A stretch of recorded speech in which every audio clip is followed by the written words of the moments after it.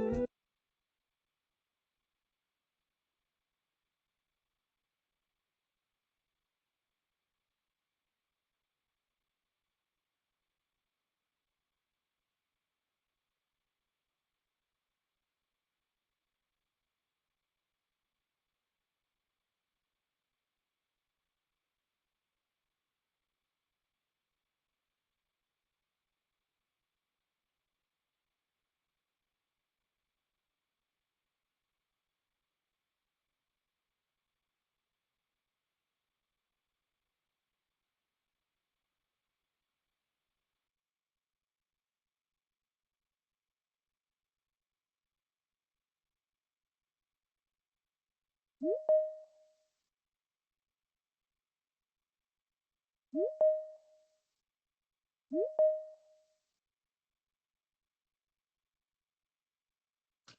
everyone. Good morning or afternoon, and welcome to Finance 101.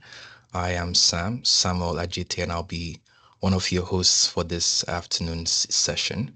I'll be leading this session with Oraro or Miracle and then Belinda. So at any point in time, feel free to ask your questions, feel free to mention your concerns, and we'll be very glad to address them. We have very seasoned experts. So we have Lara, Seyram, we have Jason, and then we have Joshua, and they'll be leading us through different sessions to guide us through the journey of financial planning and then financial guidance. So, like I mentioned earlier, at any point in time, if you have any questions or concerns, please feel free to ask them. Please feel free to let us know, and we'll be very glad to address them. I would hand over to Belinda to continue this morning's conversation. And please enjoy yourself. Feel free to share your questions or your thoughts. And we are so glad that you're here with us. Thank you.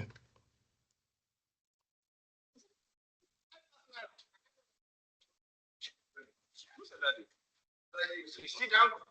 The father cannot afford it. I spoke to him before I came into this class. It's the reason why I'm in this class in the first place.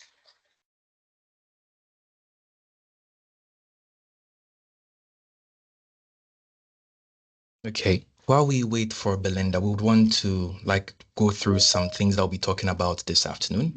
We'll be talking about budgeting, savings, credit, and debt, and then we'll be talking about investments as well.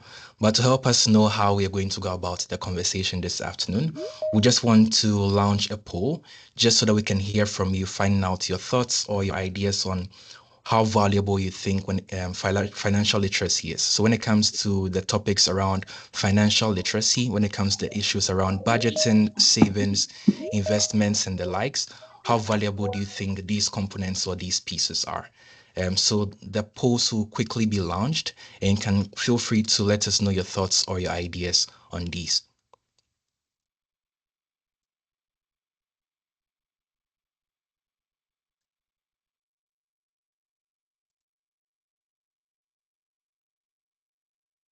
Okay, so I'm sure by now you can see the polls on your screens. Can you all see the polls at your end? Lydia, can you see the polls? Yeah, I can. Okay, so you can feel free to let us know your thoughts or your ideas on the issues around how valuable you think financial literacy is.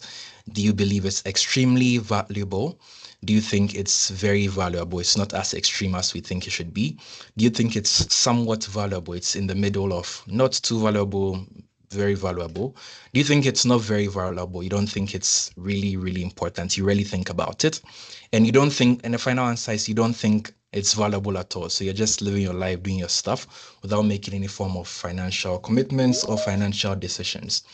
So let us know what your thoughts are on those polls.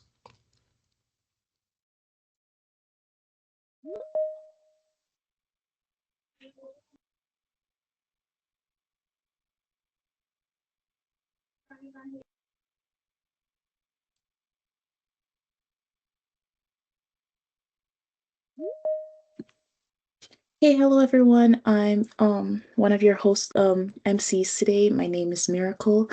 Um while you're answering the poll, I just wanted to ask you guys what your occupation is and where you're streaming from.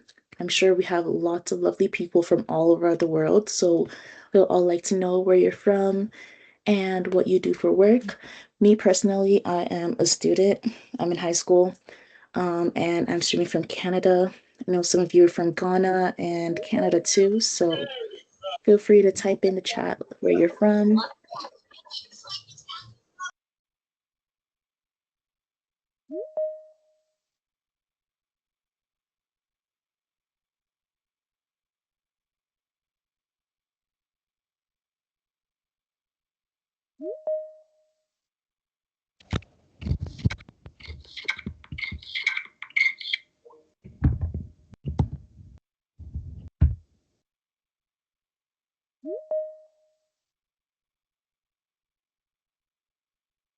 Okay, So to let you know who is on the panel this afternoon, we have four wonderful people who will be talking to us about the topic around financial literacy.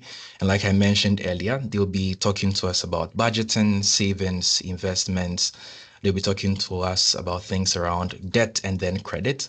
And then they'll be finally mentioning things around how we as young people can go into managing our finances much better. So we have on this call Lara, who is a financial expert. We have Joshua Appiah-Kubi, who is a student leader. So he's the financial secretary for the Kwame Nkrumah University of Science and Technology. We have Seyram, who is an investment professional and leads the very vibrant social media financial campaign group known as Investment Friends. And then we have one other financial expert known as Jason Asare. And like I mentioned earlier, these lovely persons will be guiding us through the conversation around financial literacy, mainly budgeting, investments, savings, and how to manage our debt and then credit.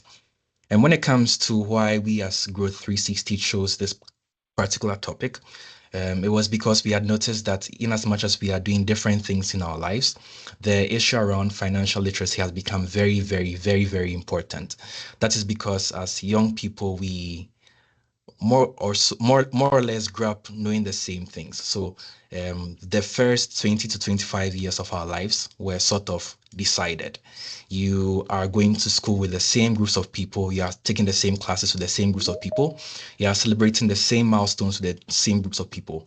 But you finish university, you enter the world of work, you begin adulting, and you become confused with so many topics such as financial literacy.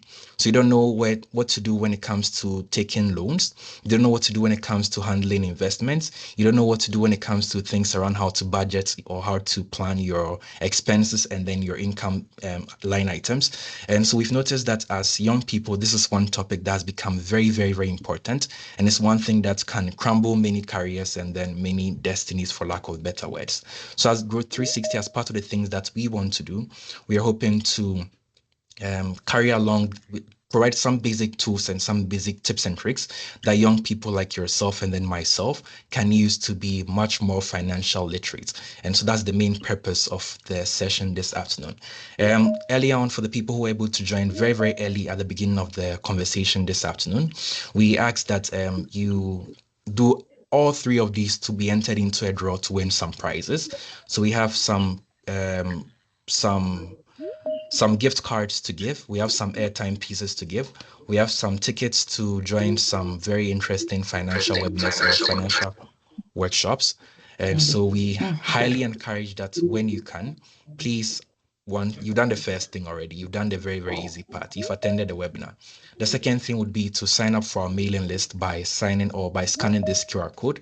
And then the final thing would be to remain engaged. So with the post that I'll be sharing, with the post that I'll be putting across, please make sure that you are actually engaging with these pieces. And we hope that this session is a very, very fruitful one. The next poll that will be leading this afternoon will be one that would talk about how you rate your current knowledge of financial literacy. So when it comes to how literate you are as an individual, when it comes to budgeting, when it comes to savings and investment, how knowledgeable do you think you are?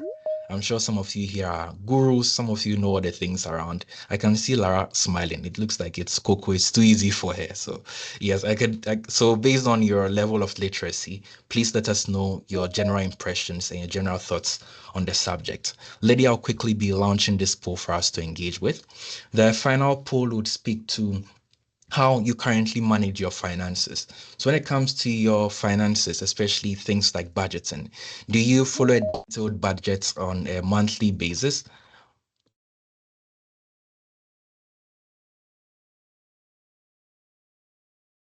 Do you follow a monthly budget on a timely basis? Additionally, are you able to track your spendings from time to time? And then finally, when it comes to budgeting, are you able to also let someone else, you have the money and then the means to have someone else pay for your budgeting and then your general financial expenses? So please let us know your thoughts. Please let us know what you think with regards to these topic pieces. And we'll be very, very, very, very glad to tell you what we know. And I'm sure our panelists are also very, very, very glad to let you know what they think. Throughout the session, it will just be a question and answer sort of panel discussion, but always feel free to share your questions and your thoughts in the chat box, and we'll do well to read them to the panelists. So I'll hand over to Miracle, who will be leading us through the rest of the conversation this afternoon. Okay, hi everyone, my name is Miracle, and today I will be asking the speakers the questions today. We have 3 segments: budgeting, saving, understanding credit and debit, and investing basics. I just wanted to remind everyone to please try and put in where you're from and what you do for work. And also a reminder to our speakers and everyone else, please try to have your mics turned off until you are called to ask your questions, just because of feedback and stuff like that. So thank you very much. Let's go straight into budgeting. Our first question is, what are the key steps to creating a budget? And can we call on Lara to answer this question? Okay, thank you. Can you hear me? Oh, perfect, because I had been struggling with technology the better part of this afternoon. Okay, so to dive straight into it, you said what are the key steps to create the budget? I think the first thing is knowing what your complete income is, because your budget basically is you giving direction to your money. So when you know the full income you're expecting, either from pocket money or some side hustles that you do, or maybe if it's even some savings that you're going to be getting or dividends from that money, whatever income is coming in, you have a full picture of it. That amount, then the next thing that you need to be able to do for it to be very effective is you need to then have an idea of what your spendings are. Because basically what you're doing when you're budgeting is allocating resources to different categories. The next thing is that once you have an idea of what your expenses are, then it's best for you to categorize them into 3 huge buckets. The first bucket would be the essentials, which are the things that you need to stay alive. The second bucket will be non-essentials. They are important, they add to the value of your life, but if you don't have them, you can still live, because it doesn't include things like you feeding and clothing. Then the last bucket is something for you, because you also want to keep something for your future self. Because every time you pay your bills or you pay your rent and all of that, you're enriching other people but yourself. So now to make an effective budget, it's your income allocated to your essentials, then your non-essentials, which are the things that add value to your life, and then finally for your future self. Those are the key areas for you to then set a good budget. Then at the end of the day, what you might then, because budgets are usually forward looking, while you tracking it is backward looking. So the idea of a budget is that you have an anticipated amount you want to spend in each category, and then at the end of the month or the week or whatever your budgeting period is then for you to key in the actuals, the actual amount you then ended up spending, so that you can do a comparison and then see if there are areas where you might need to tweak as time goes on.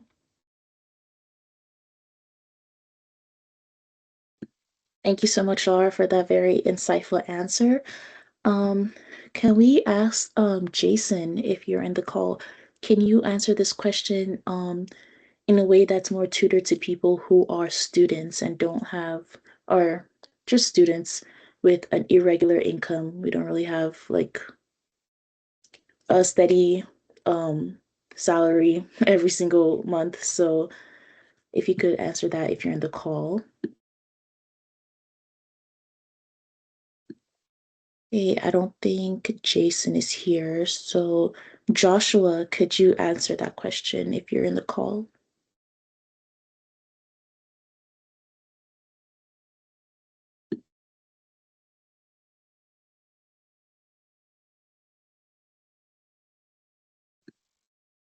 Okay, I don't think Joshua's here yet either.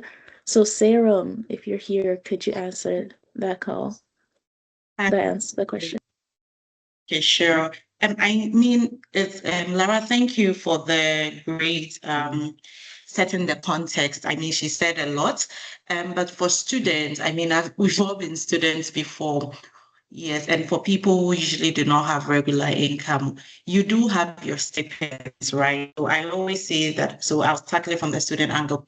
You do have a regular stipend as to what you're going to get, whether it's from home or it's from your side hustles. You do have an amount. So that amount, again, as Lara said, you just put it into the bucket. So if you are somebody who doesn't have regular income, I always say that estimate the lowest amount of money that you have, you usually get. So if averagely you get 1,000 cedis or $1,000 every month, and it's not regular, then estimate a minimum amount. So what is the lowest that you have had in a month? And then always plan for it. And budgeting is essential because once we don't plan for it, money will never be enough. Even if you have $10,000 a month, it's not in. Somebody has $10,000 a month, it's not enough. Someone has $200 a month, it will never be enough. So irrespective of how small it is, it's important that you plan ahead of it. As Lara said, put it in the bucket. So plan with the least amount that you would have. You would have any time if the income is irregular, and then follow the steps as Lara had indicated. Thank you. Thank you so much. Another question, what are the different budgeting methods and which one would be best for someone with an irregular income, like a student? Could you answer that question again for us, Okay. please? Thank you. Sorry. Yeah. So there are actually a number of budgeting methods, and I always say that I find that it's really personal and subjective, right? There are a few that I personally used. I initially started with, in fact, I sometimes even combine. So you just keep trying, and then you will figure one that works. So you can actually use what we call the zero-based approach to budgeting. That is an approach where you have an amount and you budget it until zero. So you literally assign every CD or every dollar, depending on what currency you use, a task. So you earn 1,000 CDs. You have it in you assign a bill to it. So 500 is for this, 200 is for the right down to zero. You assign a bill to that. And so that is the zero-based budgeting. I use that and I find that that is really helpful for me. I like to apportion and I combine that, I would say, with what we call the 50-30-20 budgeting, which is 50% of the money, whatever money you have, 50% going towards your needs and 30% going towards your wants, and then essentially 20% going towards your financial needs. So your savings, your investments, your insurance. I always say that with students, when students who don't have a lot of responsibilities, you can afford to adjust it and rather increase your savings bit of it because you do have time. And it's important that as you have time and you have less responsibilities, you take advantage of time and compounding interest and you invest early. So for students, I would really say that if you don't have a lot of responsibilities, increase, yes, you can do the 50-30-20, but or you can adjust it however it works. So that's also another budgeting.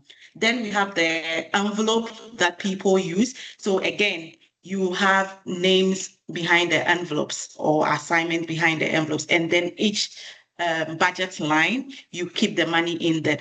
So the trick though is that the discipline is that if the money finishes, if your food envelope, the money in the food envelope finishes, that's it. You don't move money from your utility envelope to replace the envelope. So what I like to say is find what works for you. All these are just guidelines. So find what works for me. For me, I combine my zero-based budgeting to the 50-30-20, and I like to use Excel. There are so many platforms that you can use, but I have spreadsheets that I have developed that I use and that works for me, and I use the principle of that zero-based budgeting.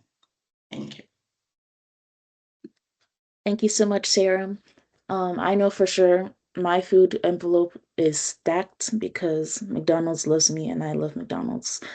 But speaking of tracking our spending, what tools or apps do you think is best for budgeting, especially since everything's online now? Like most people don't have cash. So what apps do you think are the best to track your budgeting and your spending? Either of you can answer these questions. I know, Seyram, you've talked twice now, so maybe Lara, if you could help us out. Okay. So there are different ways to really track your spending.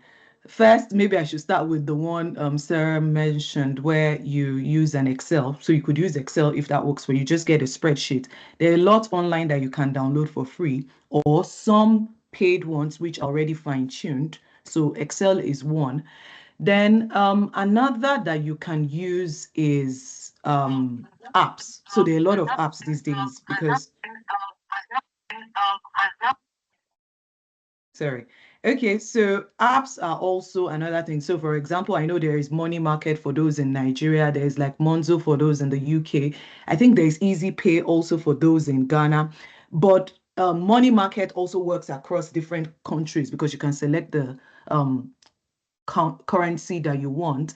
Then there's the old method. If you prefer to write it down, I still have friends that would rather write it down, use their hand to say 1,000 pounds going to this, 500 pounds going to whichever works for you. I think the main thing is that rather than being hung up on something, which I'll touch on, to draw from what Seyram said, is just look for what works for you. The main thing is do something.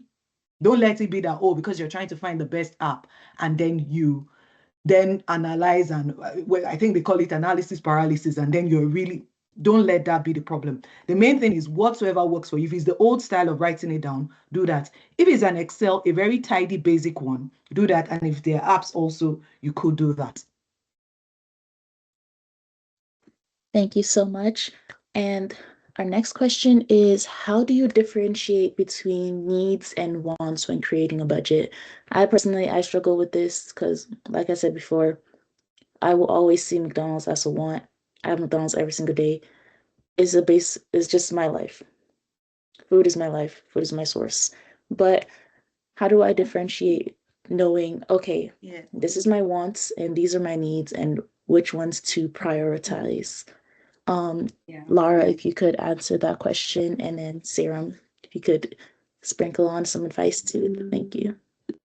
Okay, so it looks like most people here are students, so I think I'll try, and I guess most times I work with people that are working, but either ways, I think the rules are still basically the same. To be able to differentiate between needs and wants, just think of it this way. If for some reason you upset your parents and they decide not to pay you your next allowance for the next month, what would be the major basic thing that you would need to stay alive for that next month? I think it would be your feeding. You need to feed. It would be, okay, I don't think students pay utility. I don't know. What are the major things you students need? Maybe your course notes or something. I really don't know. But the specific things you would need, but I think feeding would be definitely one of it. And transportation, I forgot. Fees, thank you.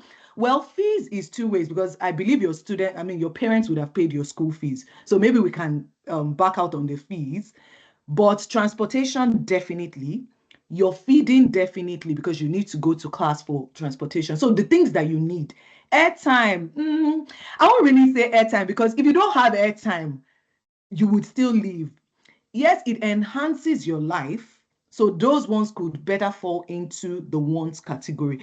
I think, like I said, it's not even necessarily about not having those wants. It's about also looking at prioritizing things and also being very intentional about this whole budgeting thing. The needs, definitely, those are sacrosanct. But even from the wants category, there are some wants that are higher priority than others. So for example, if most of your lectures are online, then airtime is important. So that's why there's no straight-jacketed answer. Just think of it this way. If I don't have my next month's allowance, what would I need to survive? Those are the needs. Then for the wants are other things that just enhance my life, but then I will need to prioritize it. So let me pause so that Seyram can also add. No, I really don't have anything to add, just that. So one of the things that's important for us to know that personal finance, as the name says it's personal, right? So our needs and our wants might be different. So it would just be dependent on your lifestyle. So for instance, me, I work now, if I work remotely, assuming I work remotely, or my lectures are on, I have to go for lectures and all my lectures are online, then my internet or my airtime sort of becomes a need, because without it, I cannot do what I have to do. I'm a student, then it will render me, I mean, I can't access the internet. So it really depends on, I mean, it can be relative, but there are very core things. Feeding is a need. You can't do without it. As Lara said, transportation is a need.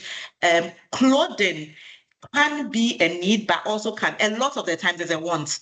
A lot, you are not going to go naked with the items. You have enough clothes, unless without that particular clothes you're going to go naked, then it becomes a need. But buying those trendy jeans or those trendy tops are definitely not needs, they are wants. So as Lara said, anything that will keep you at least alive, will keep you to have the basic quality of life and go about your basic things that bring you income, especially, or bring you returns, in this case in your education, then I mean those key things that you need, that you cannot do without. Some people I know pay their own tuition fees, so then your tuition fees becomes a need. Yeah, so that's how we'll categorize it. Thank you so much. But Seyram, could you talk about also people who are working or people who have just been recently hired? Like, how do they go about differentiating what their needs are and what their wants are, especially that move to like becoming independent, stuff like that? Yeah. Yeah.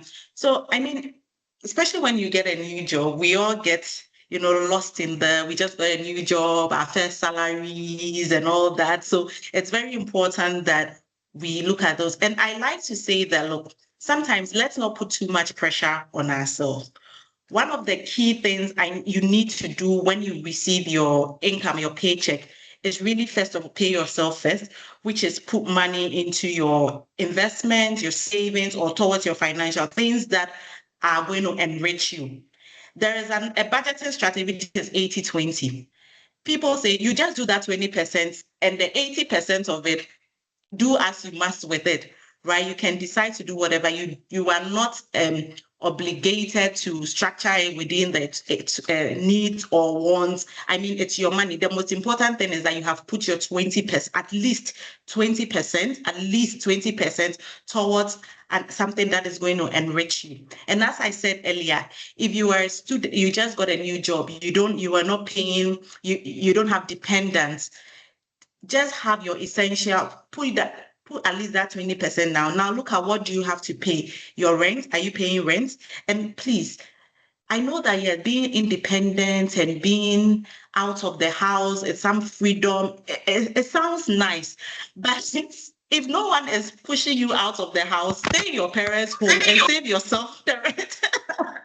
It is not, you have a long time, you will be paying rent for a long time. I mean, you will be spending there will be bills that will be coming as you grow. So you need to save as much as you can. So those essentials, your rent, your utility, because you need your lights, you need your to pay your electricity bills, etc. You need to eat. So you just put an allocation. So if it's 50% you're going to put towards your need, you put it. The principle really doesn't change whether you're a student or you just got a job. It's the same principle. But I keep saying the most important thing is that put something towards something that will make you wealthy, which is at least 20% towards your investment or savings. Thank you. You're muted. You're muted. Oh, sorry. Okay, another question. What is the best way to include social activities and peer pressure spending into a realistic budget? So like, wanting to go out to the movies with your friends and stuff like that. How do you include that into your budget? Okay, so personally, I always say that when your budget is all about bills and paying this and even purely investment, it makes you feel like you are working for someone, you're not enjoying. So you always have to include fund money in there. And you can plan for these things. So there are all the things you want. You can, so on a monthly basis, you can put a small allocation for fun and something you like to do. If you like to eat out, if you like to go to the movies, just include it in your budget. For me, one of the things, I like to spend a lot on my birthday, right? I like to do photo shoots. I like to take my friends out to like dinner or lunch. I like birthday, and my birthday is predictable. I know when my birthday, so I plan for it. So I use what we call like a sinking fund. So because I know when my birthday is in May. So I know, okay, what is the amount of money I want to spend on this day? I have that figure. And every month I break it down depending on how many months I have to that day. And then every month I put money aside for it. We all know that December is, dirty December here in Ghana. We have a lot of fun in Ghana. So, and that fun comes with cost. So what do? I put money aside every month towards what? December. And you can have fun activities. We started a club at Investment Friend called Money Movers Club, and we are forcing people to save. We partner with an investment firm, and you can't withdraw the money until December. So some of these, and this year alone, I mean, within 6 months, we've saved about 2 million, in excess of 2 million cedis. That's over $200,000. And people are doing, because if you don't do it, Seyram will come and highlight your name in red. And so there's that sort of accountability, and nobody wants their name in red. So these are you can go with no spend days. These are some of the ways that to make your budget fun. But the most important thing, I call something Enije Sika, meaning fun money. Always make sure there is, fun money in your budget.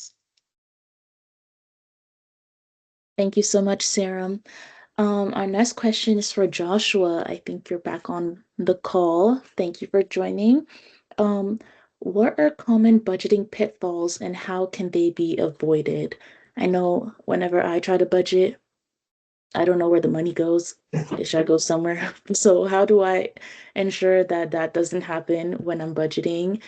And also for people who are working too, how do they ensure that that doesn't happen?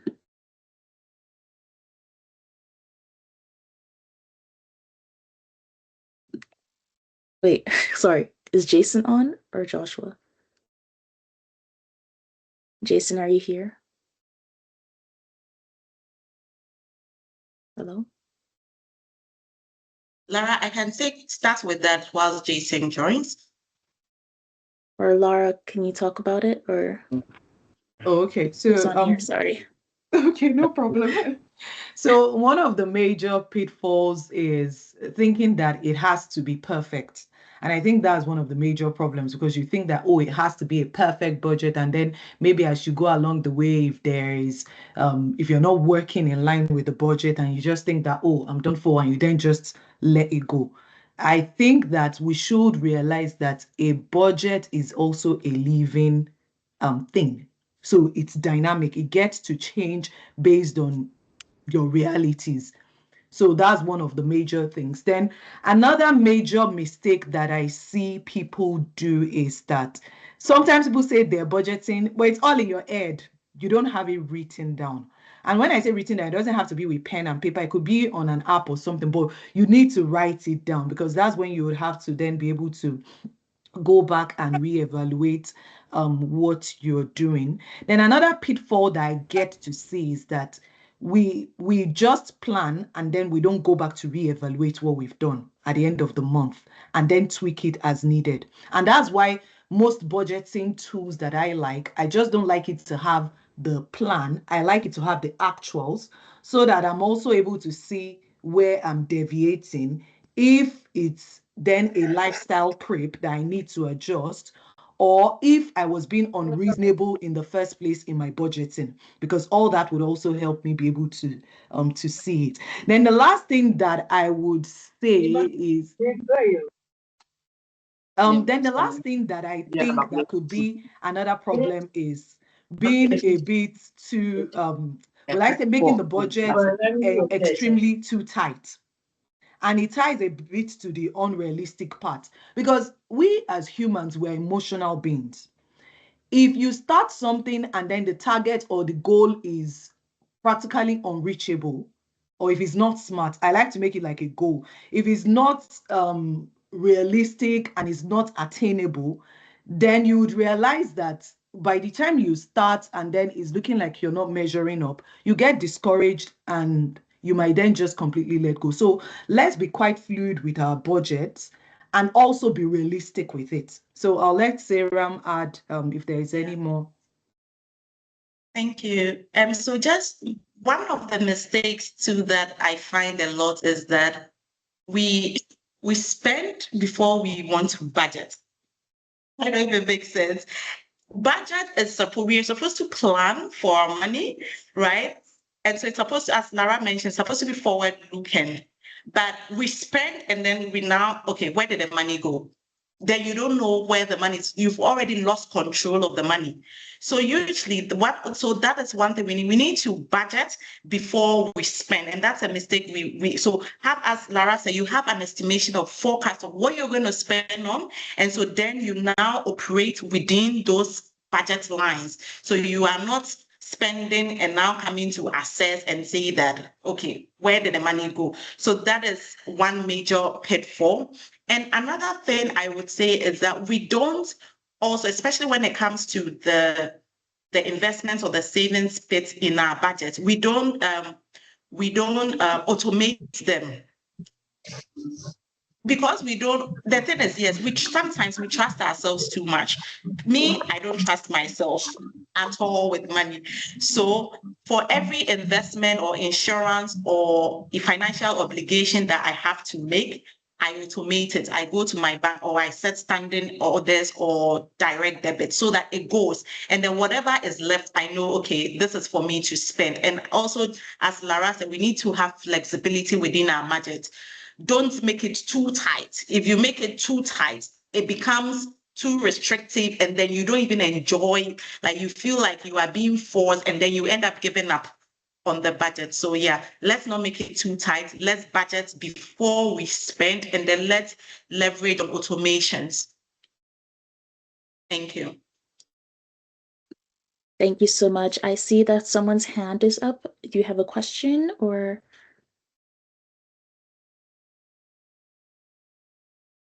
Sorry, you're muted. Hi, you're muted, so we can't hear you. Oh, okay. There we go. Okay, so I wanted to add a contribution to what Asisa said concerning some of the pitfalls in budgeting. So one thing is that most people would think that the money we get in our hands every month or daily is too small for budgeting. So therefore, we don't even plan to budget at all. Thank you. Thank you so much.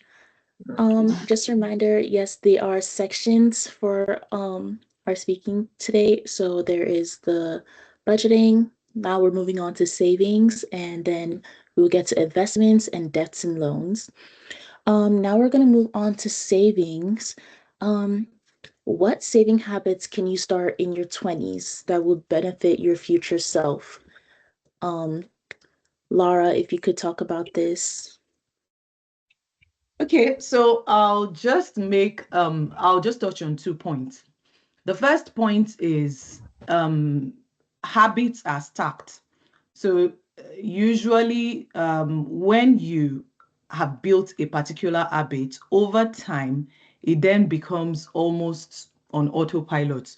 It goes into your subconscious and you don't have to actively think about it, and then you realize that you just start doing it. So I have started all this whole budgeting and this thing for years now. Now I don't even think about it. It's like part of me. So I think that's one of the good things why it's important to start on early. You don't need to start earning a lot, even from your allowances, from just start. So that's the first advantage of starting early on. But the second major advantage of starting early on is that you get to gain time. And that's one thing that we all have in limited measure. And the strength of money at the end of the day is in time. Because when you start early on, so let me give an example. Even though I know it touches a bit on investment, but to an extent, it still has a lean on savings. Someone that started saving, let's say when they were 20 years, and they were doing it consistently for, let's say 10 or 15 years, and they decided to stop. And they kept that money in a portfolio that was maybe yielding 10% per annum, right? And another person that started maybe at their 35th birthday, and they doubled the amount the person that started when they were 20. I can assure you that the probability of that person that started at their 35th, the probability of them catching up with the person that started when they were 20, and even if they stopped, the probability is slimmer. So time is a major leverage. So let me summarize all what I've said. First is that it helps you build that muscle of putting something aside for yourself, because every other monies you spend is for people. You're enriching every other person. Your landlord, the person you're buying clothes from, the person that is selling the food, you're enriching every other person.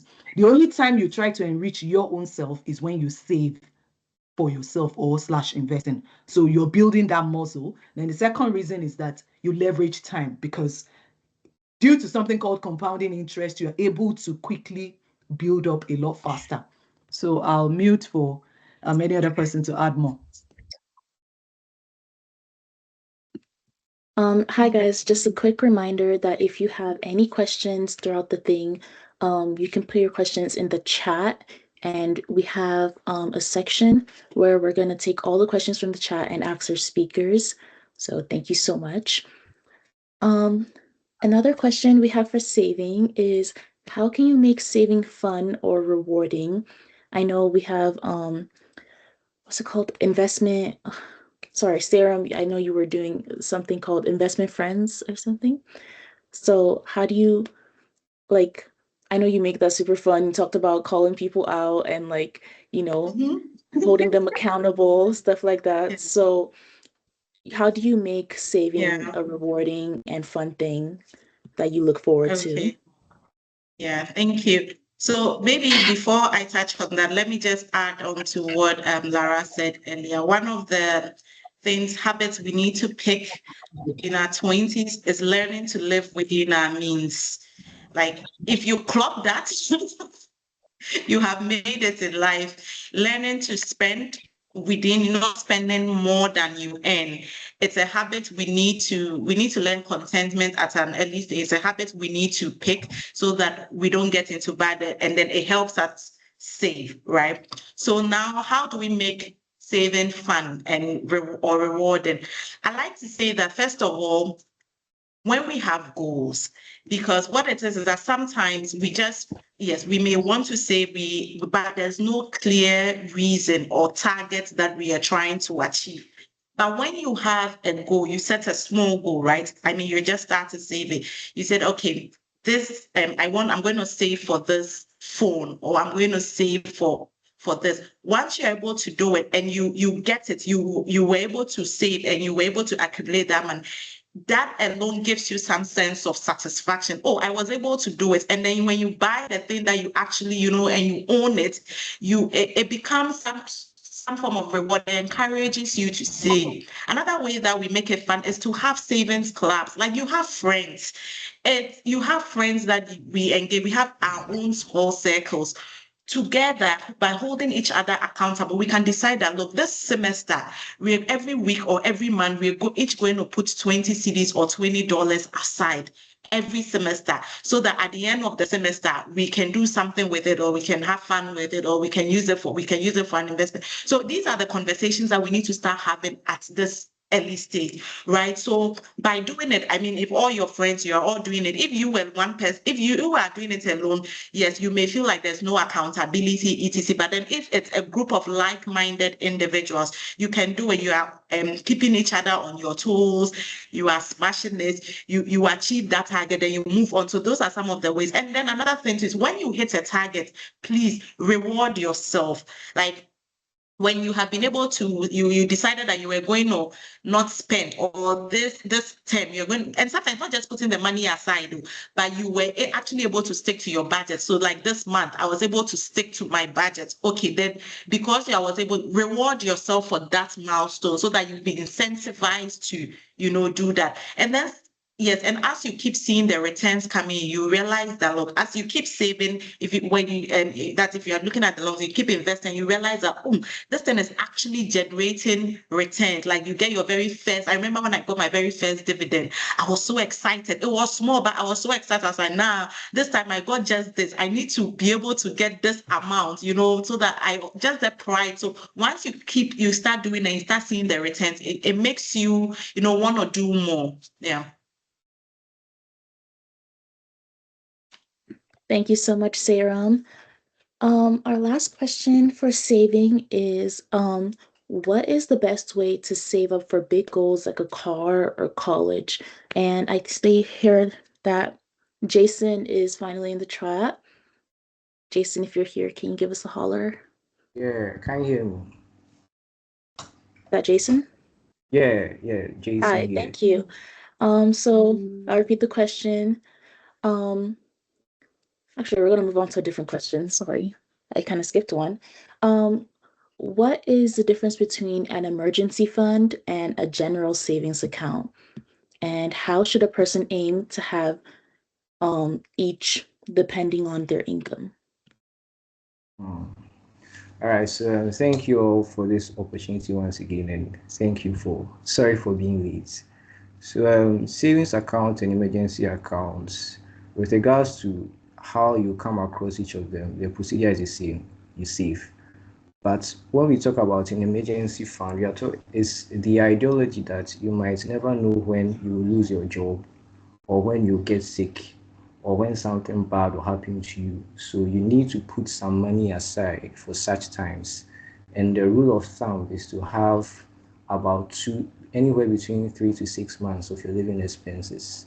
So for example, if you know that pay how much you spend on food, clothing, and shelter is about 1,000 cedis or $1,000 a month, you save about 3 to 6 months worth of it. That's about $6,000 into a savings account or into an account that you can easily access, not in stocks or not in crypto or anything, but in highly liquid investments like high yield savings accounts that you can easily access.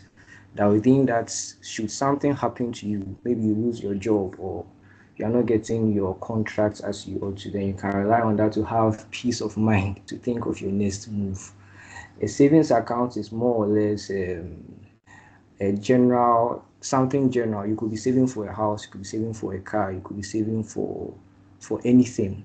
So that for me that's what I know as a difference between a savings account. You could save for anything, but an emergency fund is for times where you are in crisis and you have no money and you can rely on that.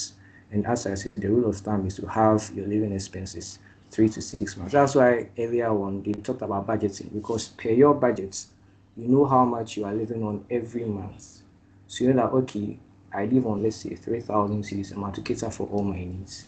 And you put that aside in a very highly accessible liquid account. Yeah.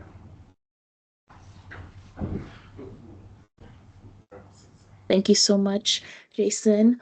I also want to call on Joshua. If you're here, give us a holler. Joshua, you here? Doesn't look like he's here. Can't hear him. Okay, if we can't hear from Joshua, that's fine. I also want to ask, I'll go to Lara. We haven't heard from you in a bit.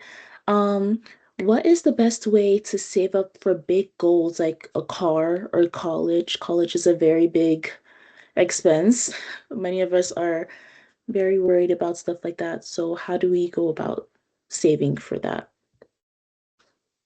Okay, so what I'll say is that first, get the end in mind, because if you don't have a specific quantifiable amount you're saving towards, then it's almost like a pipe dream.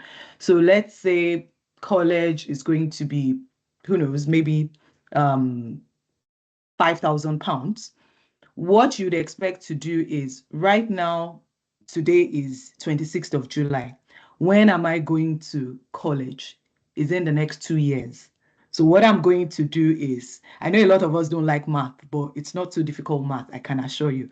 So just take your £5,000 and you have 2 years to go into college. So 5,000 divided by 2, that would be 2,500. So what it means is that each year I should be able to save 2,500 pounds to be able to get to my 5,000 pounds goal. But also, I'll touch a bit on what Jason said. Because when he was mentioning around either savings or emergency fund, the expectation is that you should put it in a high yield savings account. I don't expect you to be saving it under your mattress, or you should just put it in a regular bank where they're not going to give you any interest. So they should be giving you interest. Where, well, it's a global community we're speaking with, but different countries have different amounts right now. So I'll use Nigeria as an example. They have some products that are giving as high as 10% on some high yield savings account, unlike Optimus and Co. Those in the UK, for example, you can still get around 4.2%. So check for the country you're in. Check what the country's interest rate is, which is like the base rate the federal government has defined. Now, that rate that they've defined, whatsoever account that you'll be putting down your money in should not be less than that rate. I don't know if that makes sense. It should be less than that rate, because that rate is what either the CBN of your country has determined that organizations should either loan out money on. So that's like the base rate for interest. So once you have that percentage, those are the kind of savings accounts that you'll be putting your money in. But also ensure that relatively it's an account that, in fact, sorry, let me pause a bit.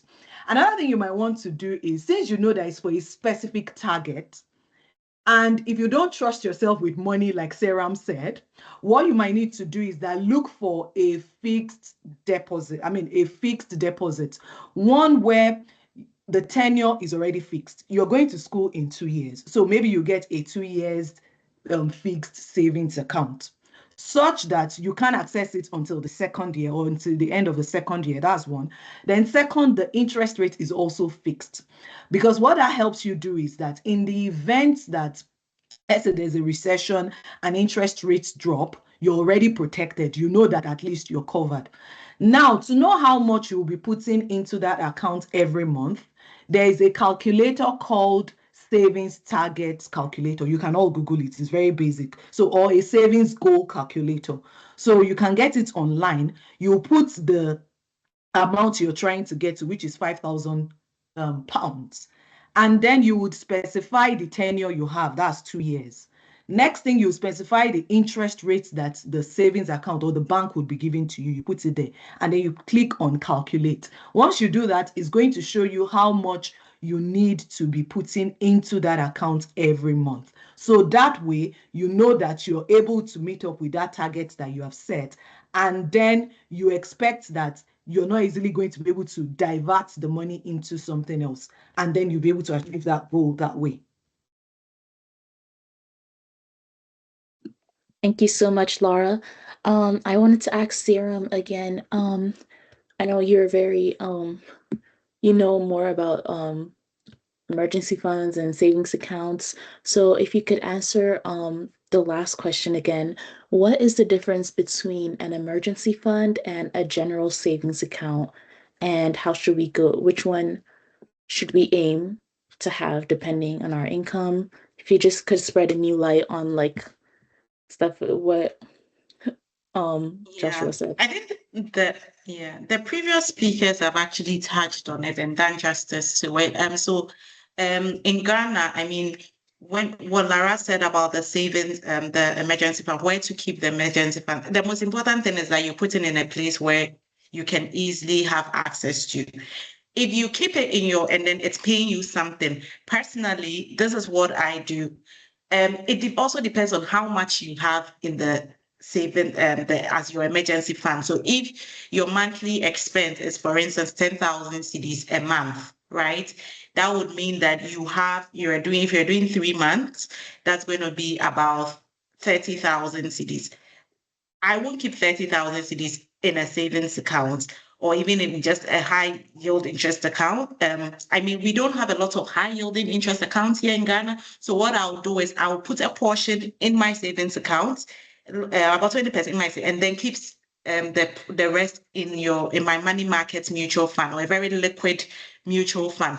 At least those mutual funds give you relatively higher than inflation. Okay, so that is a way to go. But also to touch on the emergency fund, that the amount really depends on your lifestyle. If you are in a household where both people bring in income, right, and both people are bringing in income, then the amount of money you need to have you can get away with like a 3 to 6 months, because guess what? If one person loses the source of income, at least there's still the buffer from the second person. But if you are in a household where there's just one person bringing in income, and worst case, you are even in a high risk occupation, right?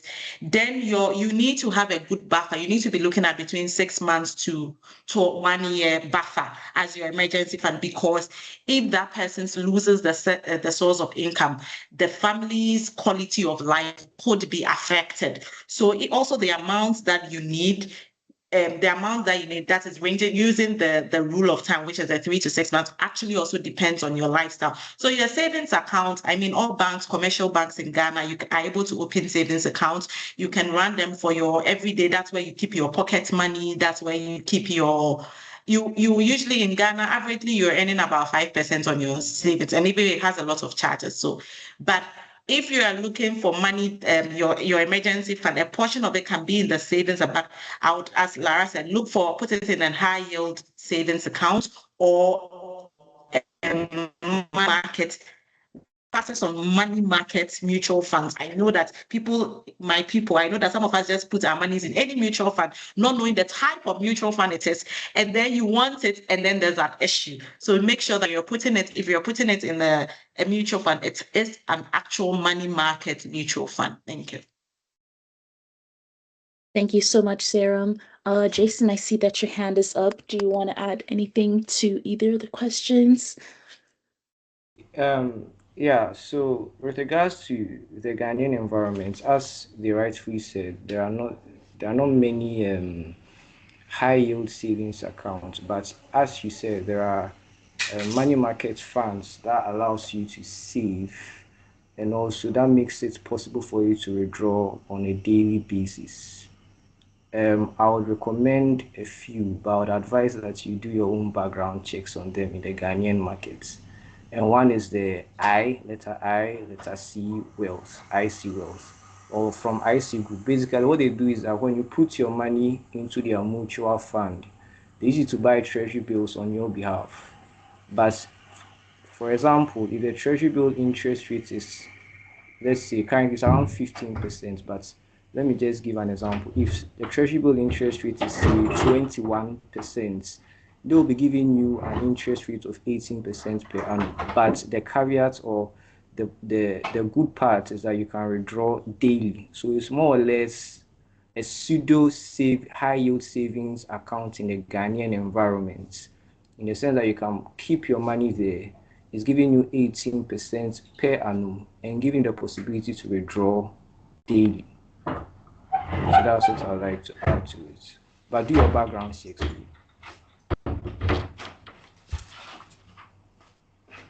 The name of the account, the company again. The name is IC Wealth.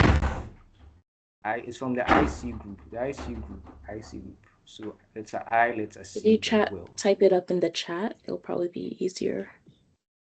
Right, if you could. Thank you so much. Now we're gonna go on into investments now. Just a reminder, feel free to type up any questions that you have in the chat. We will get to them at the end and answer all the questions that you guys have. I see some great questions in the chat. Thank you so much, guys. Now we're gonna go into investments, and I know a lot of you have been waiting for this part. Our first question is, what are the different types of investments, like stocks, bonds, mutual funds? Now, I learned this in financial literacy, but I wasn't paying attention. So if you could explain which ones, what they are, and their benefits, their disadvantages, stuff like that. Seyram, if you could start with us start with the question, and then Jason, you can add on when she's done. Thank you. Thank you. So as rightly said, there are different types of investments, and they are all for different purposes, right? Different strategies, different goals. So when we talk about stocks, what we are saying is that stocks is or investing in stocks means that you are investing in an ownership of a company. So you take a company like I'm going to use a Ghanaian context, right? So MTN, one of the biggest telecommunication companies, in Ghana here. And so what MTN did in 2018 was that they wanted, per regulation or per regulatory directive, they had achieved their 4G status. And so there was a directive that Ghanaians needed to also benefit from the company so that when they make profit, they don't take it all out to the foreigners. We, the locals, also benefit from it. So guess what? MTN allowed Ghanaians to also become part owners of their company. And this was in 2018. And so that's what we call the first IPO. That was the first time MTN allowed for new shareholders in Ghana, right? So by buying shares of MTN, you become part owner. You can sit down and say that you are an owner of MTN. So, and that is it with stocks. So once you buy stocks, think of it as a slice of pizza. The pizza is the company, a slice is the share. So once you you take a slice of the pizza, you are a shareholder of MTN. And once you become a shareholder, you make money in two folds, because when you are investing is putting your money in something, a structure that helps you create income, right? So there are two main ways that you make money from owning shares or buying stocks. One is through what we call dividends. So when the company makes profit, it can decide, again, this is discretion, but it can decide that it's going to pay part of its profit to the owners of the company, so to the shareholders. So depending on how many shares that you have, will determine how much you get from them. So if MTN says, I'm going to pay 1 CD because I made lots of profit, I'm going to pay 1 CD each to everybody. If I have 100 shares of MTN, I'm going to get 100 CDs. If somebody has 2,000 shares of MTN, the person is going to get 2,000 CDs. That's less taxes. So that's one way. And yes, some people would say that, the dividends are very small, but guess what? The same 50 cent dividend Coca-Cola pays is the same amount Warren Buffett also gets. The difference is how many shares that you have and how many shares that he owns. That is what will make you a lot of money. Then the second way is how you make money. It's what we call capital gain, or could be a loss.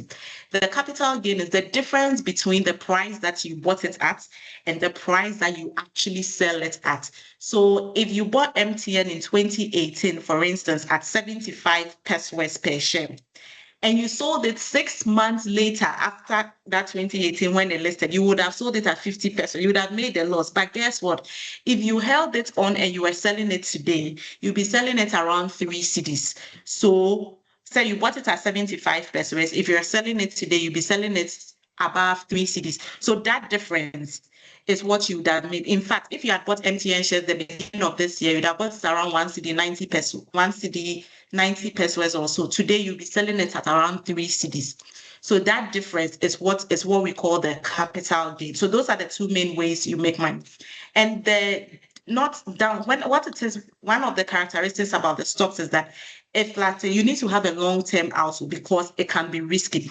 The companies that you are investing in, they work in systems, they work in countries, they work in economies, right? So we call it the macro. So directives can affect the performance of these companies.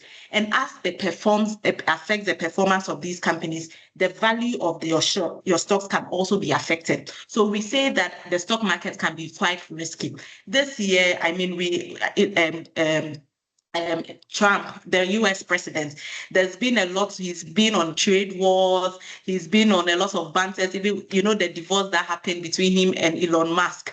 It has affected the perception of Tesla stocks, right? So investors panic. And anytime investors are panicking, somebody is selling, somebody is buying. When there is a lot of uncertainty, people are scared, so they sell. Once everybody is selling their stocks, guess what?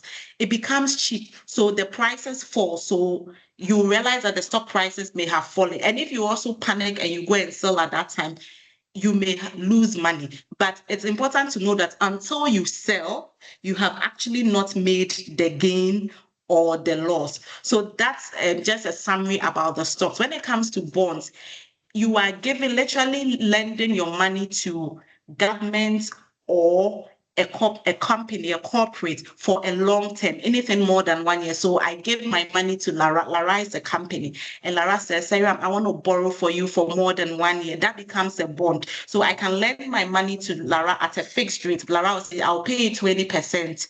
So I can give my money to Lara. If Lara is a company, that's a corporate bond. But if Lara was government and I was giving my money to government, Lara, then that would be a government bond. So it's just long-term debt that you're giving. So government is seen as less riskier than if I was giving money just to Lara. So you would expect that if I'm giving money to Lara, it will be at a slightly higher interest rate than I would have given to the government, in this case, say a government of Ghana. And so bonds government and corporates can borrow for 2 years, they can borrow for 30 years, they can borrow for 50 years, and they promise to pay you some specified amount. The amount can be fixed or it can be flexible depending on the terms, but largely bonds are long-term debt. Then, okay, we want to invest, right? I want to go and buy treasury bills. Or yes, treasury bills is also another type of investment that you are giving money to, you are lending to government less than 1 year. So 91 days, 6 months, 3 months, 6 months, up to 1 year. So that is the treasury bills. But I have 10 cedis. Jason has 20 cedis. Lara has 500 cedis. Lara wants to go and buy a bond, but the minimum investment you need is 10,000. What do we do? What we can do is I can give out my 10 CD, bring my 10 CD, I take Lara's 500 CDs, I take Joshua's 1,000 CDs, we put it all together and then give it to give it to a professional to manage it. And for that professional, once we put our money together, to now go and invest on our behalf. So that professional now goes to buy treasury bills or bonds or stocks, depending on what we were looking for. And that is how the concept of mutual funds work. So when it comes for mutual funds, we are it's a pool from different people, individuals, corporates, all of them put together, and then they invest on our behalf. So by doing then the returns are distributed amongst us based on how much we had invested in the mutual funds. And the mutual funds allow for flexibility. It allows you to invest as often as you want. It allows you to, because if you want to buy say a bond right now, you need about at least 20,000 cedis. You don't have 20,000, you have 10 cedis. But with that, because of a mutual fund, you can go and invest in a fixed income mutual fund, which already buys bonds. So with your 10 cedis, you are exposed to bonds. So I would pause here for my other colleagues to also add on to it. Thank you.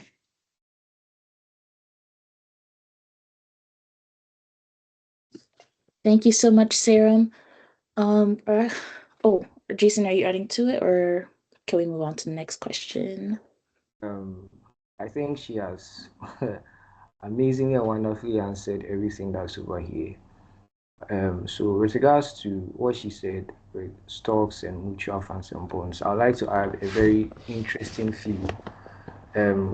These are investments that offers capital gains or non-yielding assets like land, gold, cryptocurrency, etc., etc.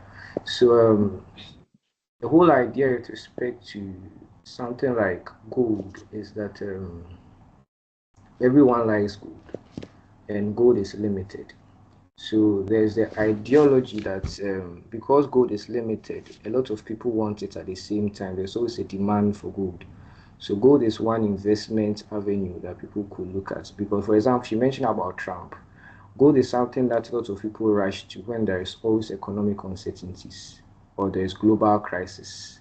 So if something is wrong, there's war here, etc., you see that the stock market is crashing, but you realize that gold is also rising. So gold is something that we can also look at. You can, because 6 years ago, gold was trading at $1,700 per ounce. Today it's over $3,300 per ounce.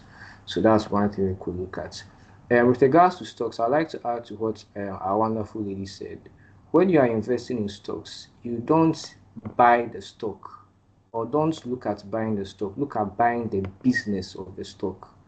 Because people just okay, MTN is going up, this is going up, then we just buy. No, you need to understand the business model behind the stock, because as you said, you are a part owner, so you just don't get up. Okay, so sometimes when I was about investing into MTN, one thing I did was I just walked randomly to people on the street and I was, what network do you use? MTN. Okay, what network do you use? MTN. Okay, what network do you use? MTN. So I realized that out of 5 Ghanaians that I asked, 4 of them were using MTN. So I realized that MTN has, number one, a competition edge. Number two, consumers are using it. Number three, apparently they are the main suppliers in Ghana right now with regards to network, because Vodafone, Airtel, all of them are feeding on MTN system base. So you just don't buy the stock, you buy the business. Look at how viable the business is and invest in it. And as you said, you wait for the long term. You should never sell, or you should never panic into selling unless there is a change in the fundamentals of the company. And what do I mean by the fundamentals of the company? Number one is competition. So at first, for example, BlackBerry was the best phone in town. But when Apple rose, BlackBerry started dropping. So that's when you realize that you should sell, because BlackBerry is losing its competition, its slash of the cake in the competition market. So you sell. Another thing you look at is consumers. Consumers, because another thing you look at the consumers in the sense that, for example, if everyone is moving from that technology to another technology, or that technology is no longer in use, because, for example, right now AI is the latest thing. Maybe everyone is moving to AI. Consumers are moving from computational things to newer things. They realize that, okay, then I have to sell. They look at supplies. Which people are supplying these companies? Is there war going there? Have they restricted them from supplying again, etc., etc.? So that we only sell when there's a change in fundamentals. That's what I would advise. And I'll just end with one example. 2018, almost every bank in Ghana recorded a loss because of the debt exchange program. So people were panically selling, but the fundamentals were still the same, because the Ghana Commercial Bank, the Standard Chartered banks, they still had ongoing services. People were still using the banks, and they were still not out of the market yet. So when you realize that maybe the news is causing people to sell, but yet still the company is still standing, then you hold on and you don't sell.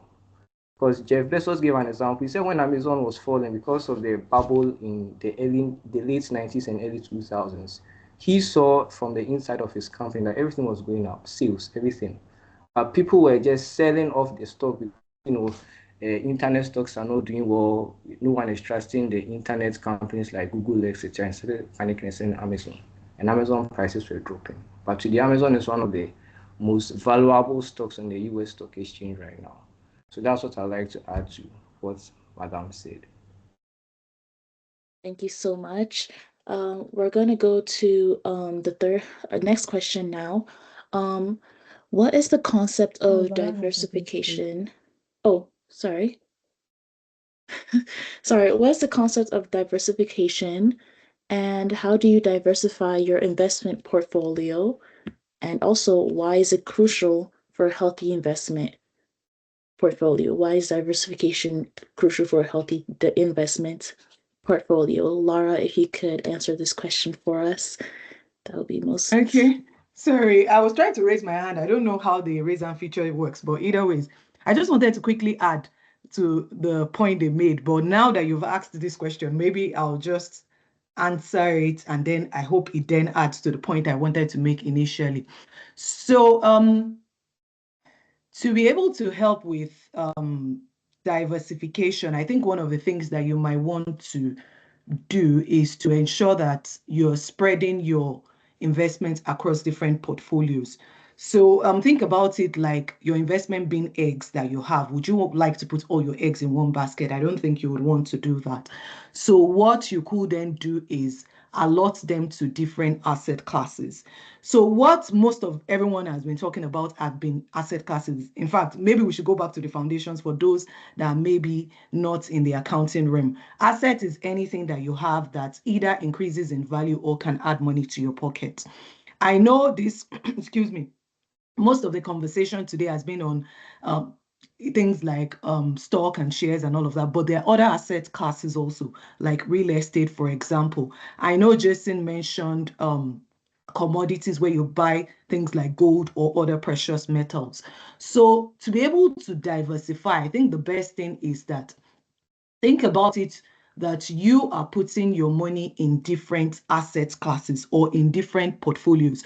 So for example, some of your money can be in stock and shares, which is equity, because that's you owning something. Some of your other money can be in cash and cash equivalents, which is like the bonds and the treasury bills, based on what Seyram explained. Another portion of your money can be in commodities like gold, because that helps you hedge against inflation. Then if you have a lot more, who knows? Because since we're trying to understand how finances work, a portion of it could also be in real estate. Now, I'm sure most of you will be wondering, how much do I have that I want to be distributing it all around? Well, that's why there's also something called mutual fund. I know Seyram explained it, but I guess she owned on mainly on it around the bonds. But there are other mutual funds also. In fact, there are a plethora of mutual funds. There are some that are managed by a fund manager where and the concept is the same thing as Seyram explained. Many people or many investors come together, pull that money together, give it to someone who is the fund manager, and then the person invests it in something, and then the yield, they distribute it amongst you all. But there are some mutual funds that spread the money on different asset classes. So at times, what the fund manager could decide to do is that, let's say the total money they've pulled together, let's say is £50,000. Now they might say 20,000 of that pounds will put it in equity, maybe 10,000 will put it in cash and cash equivalents, which is like the bonds, would use another maybe 20,000 to get a property. Do you get them spreading it across different asset classes? So I guess what I'm trying to say is that at times, if you want to buy a mutual fund also, the best thing for you to do is to pop it up and see the fund composition. Because by checking the fund composition, you'll be able to see what the different buckets are and how to also be able to allot, or how your money will be allotted, for you to know what the exposure is. And the advantage is that irrespective of how much small money you have, because it's a mutual fund, you can break in and also then have coverage across the different asset classes. Another fantastic way to also diversify is use of index funds and ETFs. What's an index fund? An index fund basically is, okay, so this was also part of the point I wanted to raise earlier when the question was asked around different investments. And I like the way Jason and Seyram explained around stock, some of the research that you need to do before you buy a stock, because it's long-term and also because it's volatile, it goes up and comes down. You don't want a situation where you put your money into it, and because you didn't do proper research, you are then buying something that is not going to, in the long term, give you proper yield. And an example I like to use, I don't know if a lot of you are quite familiar with it, it was Nokia phone. At the time, everything really looked really great. It seemed like Nokia phone was it. But in hindsight right now, you realize that if someone had put all their money in Nokia phone, then they would have been extremely exposed. So if you don't have the knowledge, the know-how to be able to pick a good stock, if you don't have the time, because the knowledge is also progressive. It's not a case of, oh, I did the analysis today and I'm buying the stock and I hands off and I go to sleep. You also have to keep abreast of economic situations, what's happening, read their financials and all of that, because you need to know if there's still aligning with what you want, and then if there's still a good company where you should still retain your money, such that even if the value of that stock then dips or goes down, you will not be scared to quickly go and sell it, because you know that you've done your research, and also based on current realities, you're still in the right portfolio. But I'll tie it back to what I was saying around index funds. If you know you don't have all of that time or the know-how to be able to pick a good stock, please do not rush and do FOMO, fear of missing out, because people are saying, oh, this is the stock going up, and then you rush and go and buy it. I will advise you not to do it. What you can do instead is to buy an index fund. An index fund is a pool of the stock of several companies. So that way you don't need to stress yourself and say, oh, am I buying the stock of Amazon or stock of just Netflix?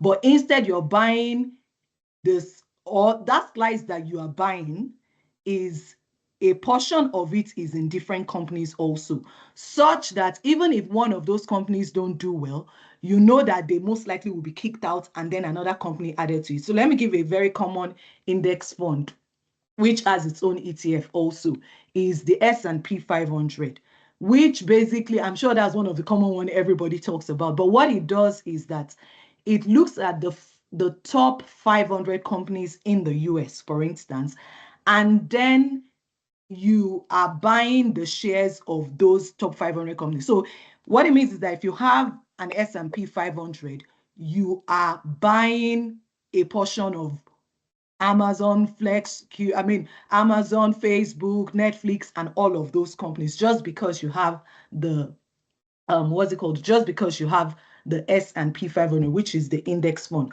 But also when you're looking at index fund, I think another thing to also call out is that you need to also diversify, not just across countries. You might need to consider also outside countries. So that's why I just don't blindly tell people, oh, just go and buy S&P 500, because you're also concentrating your risk in just the US. What if tomorrow Japan or China, they overtake the US? Then that means that you're already exposed just to the US. So some of the things you might need to consider is when you're diversifying across asset classes, you're diversifying across currencies, you're diversifying across jurisdictions, so that you're better protected. So I will pause for other comments to come. Thank you so much, Lara. We're almost done. We're going into debt and loans now, which is our final segment. Feel free once again to ask questions in the chat. We will get right into them very soon. Concerning debt and loans, our question is, how can I build credit without getting into debt? And what is the impact on our credit score on your financial well-being? And can we call on Seyram to answer this question? Hi. So just to provide the context that, I mean, unlike the US and like the UK and then other developed markets, we don't have a central, I mean, in the context of Ghana, a centralized, I mean, I know it's underway, but currently a functioning or a well synchronized, centralized credit system or credit scoring system like the US would have, but there are plans underway for that. So what I would say is that ways to build your credit, right, without getting into debt is, first of all, when you live within your means, you hardly get into debt. Secondly, there are platforms that people usually borrow from, like the mobile money, quick loans, etc. And unfortunately, people borrow and then they change their SIM cards and just refuse to pay. Or you want to now gift somebody money and they say, oh, don't send it to this number. I'll give you another number because I owe and I haven't paid. And so when we need to learn to pay. When we borrow, we need to pay. And now, because of our national identification system, all these things are being synchronized into the Bank of Ghana's credit bureau system, right? So once you default, it would eventually affect your credit, when you want to go and take a loan from a bank, I mean, you think it's just 100 cedis on mobile money. You think it's just 50 cedis that you have defaulted on mobile money, but it would impact your credibility, especially now that we have the national card system.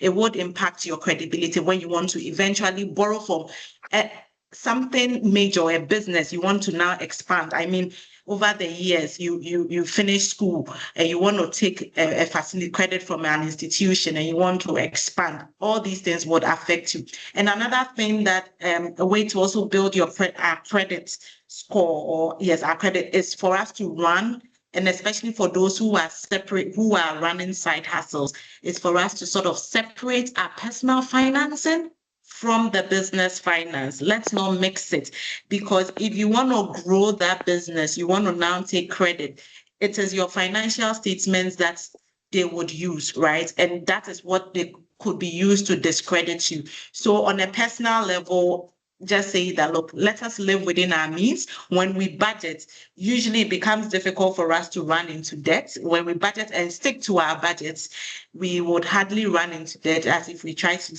live within our means. And as I said, there's Fido app that people take that provides a credit score, but that is just for the particular company. So, and they use your behavior, how quickly you're able to repay your debt, etc. So when you take the loans, just please make sure that you pay on time, you are not defaulting, etc. Maybe Joshua can add his voice to the Ghanaian context. Thank you.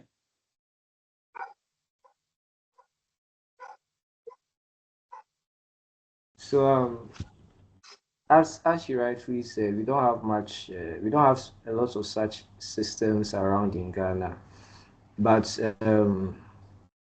if you want to build credit without getting into debts, one of the things, as you said, but I'll go a step further. Don't just live within your means. Live below your means. Live below your means. And another thing that you could do is that usually what some people tend to do in the Ghanaian environment is that they borrow to invest into a business or start a business or whatsoever. So one thing you should do is that, you see, the whole idea of credit score is that it determines how credible you are with regards to repaying your loans. So if you borrow money and you don't pay, or you pay very late, there's a score they give, and based on that, lenders will know whether they should loan you the money or not. So one thing you should strive to do is that before you borrow money to invest into a business or to start a business or whatsoever, you've done your calculations enough to know the profitability of that business, how certain you are that business will work out, and that the interest or the profit you get from that business is enough to pay back that debt and also the interest on that debt, so that you're not getting so that you pay back on time and your credit score will still be vital. So I think that's what I'll add to it.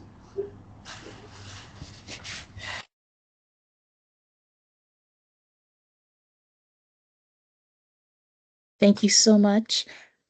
We just have one last question. Is it okay to use loans to fund a lifestyle or image as a student? Jason, if you could talk about this a little bit. So there are two kinds of debts. There's good debts and there's bad debts. So bad debt simply means that you are borrowing money to fund something that will generate no monetary value for you. So if investing in your image as a student, because there are some people, when they invest in their image, probably they'll get deals, they'll get all sorts of what's it called, sponsor, how is it called, the influencer deals, etc., etc. Probably, but as a student, we would definitely advise that you should only borrow if you feel that what you are investing in or what you are going to use the money for will generate good value for you. Because in the end, the lender or the borrower will always be a slave to the lender. And one thing is that if you borrow money, if you don't pay off the debt, it's always be weighing on you. No matter how much money you get, it will still be weighing on you. You have to find means and ways of paying it back. So I would advise that as a student, only borrow money if you are going to use it for something that will generate monetary value. If funding your lifestyle or funding your image will not generate any value for you, then you are wasting money. You are just incurring more cost upon yourself, and that will also get you into more debt. So only borrow money to invest or to start something, a business, or to do something that will generate more value for you. And that's what the rich people do.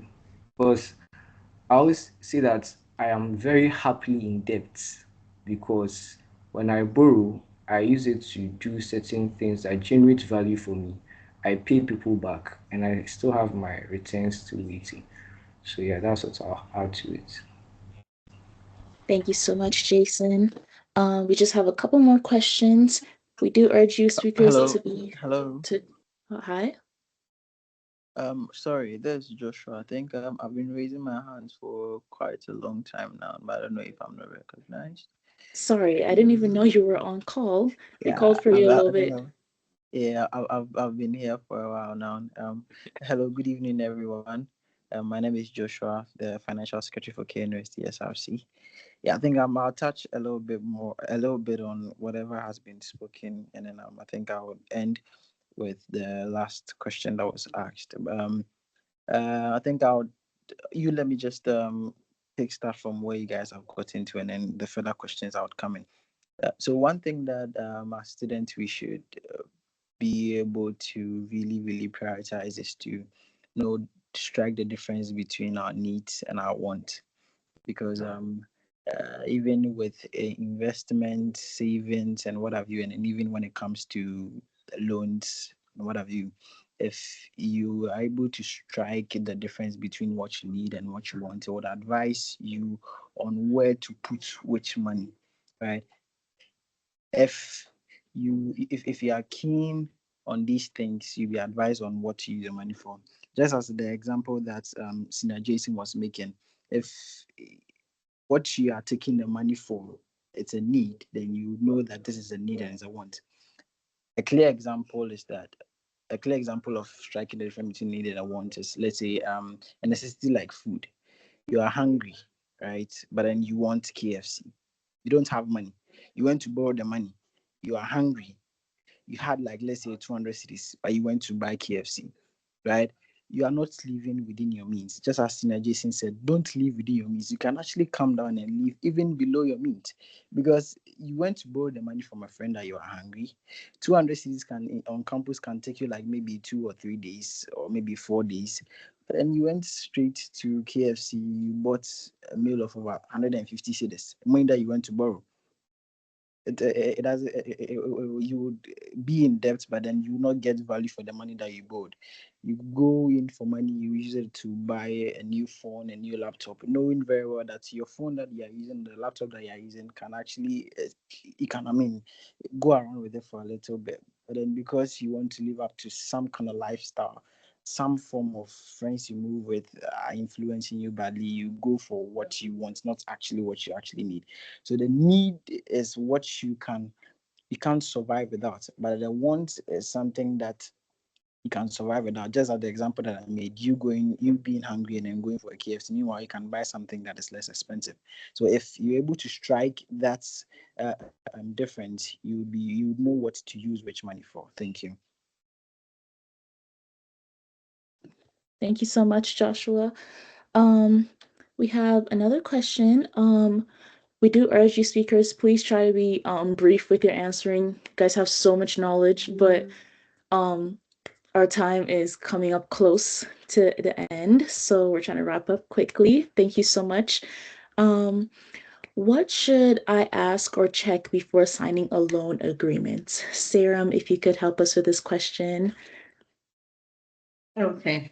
So, I mean, I always say that the terms and conditions, we don't like reading, but yeah, so basic things that you should really check out would include the clear terms, like what's the total interest that you're going to be paying, right? It's very important also to check whether there is penalty for early repayment.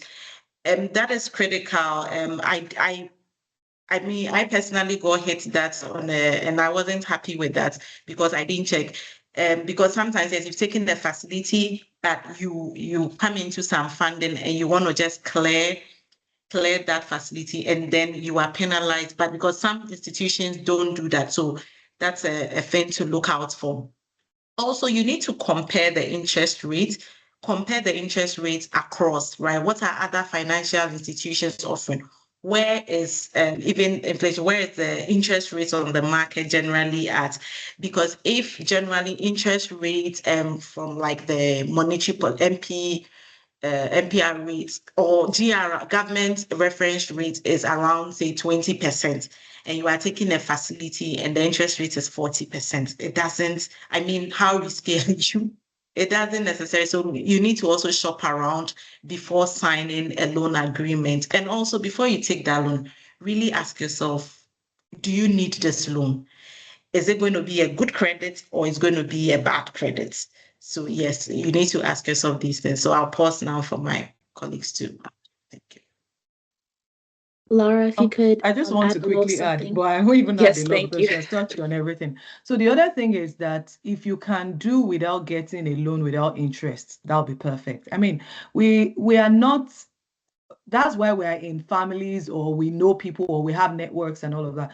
You might be able to reach out to someone that'll be willing to give you that same amount at a no interest, which is a lot better than you having to take interest from banks that will be charging you huge interest. Because what I've realized is that a lot of us, when you think 20%, you might think it's not much, but over the tenure, if you check the amount you'll be repaying back, there are times when you'll be repaying back almost times 2 of the amount you borrowed, which to me at times doesn't make sense, except if the asset you'll be using that money to acquire would cover the interest you'll be paying at the end of the day. So source from your community, and it doesn't have to be one person, it could be multiple people. So make sure to pay back, please. You don't want a bad reputation. Yeah. Thank you so much, Lara. One last question. What strategies can I employ to pay off debt efficiently? Lara, if you could help us with this question too. Okay, so to be able to pay off debt efficiently, sorry, I'll be using the UK client because that's where I'm quite familiar with. Usually when you collect debt, they would give you the minimum amount to repay.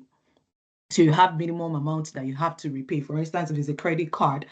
And then what you should do is that it's important for you to automate it so that first and foremost, you do not forget to pay it back. I mean, the minimum amount, because they're usually penalties. All of those banks are just looking for ways to keep drawing out money out of one. So you want to automate it to have maybe like a direct debit set so that that minimum amount is taken off your account every month. That way, there won't be missed payment, because if you have missed payment, they will slam you rate to pay. Then the second thing is that also that way you would also not omit your payment. Then the second thing you also want to do is that as much as possible, you might want to, okay, that's touching back to Seyram's point, if there are no, what's that word, overpayment charges. So at times, some banks would allow you to be able to make overpayment. If they do allow you to make overpayment, it's better for you to try and make such overpayment, because that way it helps you reduce the amount of interest you will pay eventually. But also speak to your lender when you want to make such overpayment, because at times what those lenders do is that they spread that overpayment to cover both your principal and also the interest, which is not to your benefit. Tell them that the overpayment you're making, the extra amount, is to reduce your principal, so that at the end of the day, effectively, you're paying less in interest. Then another strategy you might want to employ is, which ties to interest rate. Even after you've collected the debt and the debt is already running, you might at times want to still shop around for lower interest rates as time goes on. But before you do that, you need to plug it in some online calculators to be able to see if the early repayment fee and the amount you'll be paying back to the bank you're owing, if at the end of the day in total will not be more than the amount you're trying to save by moving to another lender with a lower interest rate. So those are key things that you might want to look out for. Thank you so much, Lara. With that, we have finished all our 4 segments, and we'll now move on to some Q&A from the chat. Thank you guys so much for your questions. Our first question is, does miscellaneous also have a percentage when it comes to budgeting? Because anything could happen. If any of you could shed light on this, feel free. That's what I mean. A lot of the things are discretionary, but this is what I do. I always allow for 10% room, miscellaneous. I don't know if there's a rule of thumb for that, but that's what I do. I always allow 10% on the miscellaneous in there on my budget. Yeah. So that's what I do. Yeah. Thank you so much. Move on to the next question. Sorry, we're trying to roll through these time. This one's quite long. If you have a budget and money you saved, then there's something you want to or maybe you want to do or maybe you need but cannot be sorted within the monthly budget. Is it okay to take from your savings or buy or to take from your savings to buy that wants that seems a need at some point? For example, your monthly budget cannot cater for professional certification, then you take out of your savings to sort it out.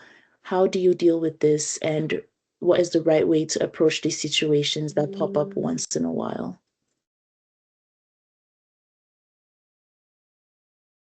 Okay, so sorry. So in my personal situation, I call it the borrowing from yourself mindset. That you have money there. You could have gone out to borrow from anyone in that case, but you have the money, so you are borrowing from yourself. And once you do that, you put measures in the subsequent months to make means of paying yourself back. So there's absolutely nothing wrong with that, especially if it's profitable or if it's a very good deal, which will save you more money. For example, let's say black markets, everything is just slashed. It's very good to buy then than to buy later when it's more expensive. So I'll say that yes, it's something good. But the idea is that for me is that you are borrowing from yourself and that you within the subsequent months you put measures in place to gradually pay yourself back. Thank you so much. Another question. What red flags should I watch out for when evaluating an investment package? I repeat the question. What red flags should I watch out for when evaluating an investment package? Okay. Seyram, please have this one. Yeah. So maybe I would start with, it's just too good to be true, right? So again, within the context of Ghana, treasury bill rates currently are around 10%, 10% per annum for 91 days. And you want to go and do an investment, and the investment is offering you 40% or 50%. You need to first of all ask yourself, how are you able to afford me the 40%? What are you really doing with the money? Because the risk-free, in quotes, the seemingly risk-free is around 10%. So meaning that they are giving you a 30% extra on it. So you need to ask questions. You need to understand the business model.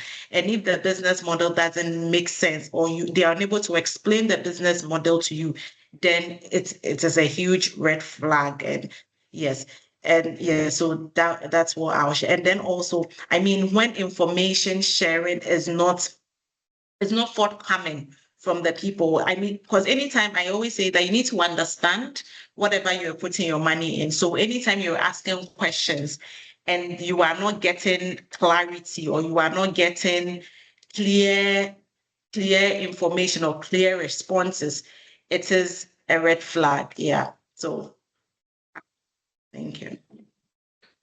We also have another question. In the case where one receives monetary gifts or money not from a regular income source, what should be the best way to not squander that kind of money? Also, what are the best investments, both long and short-term plans for someone who doesn't earn a regular income?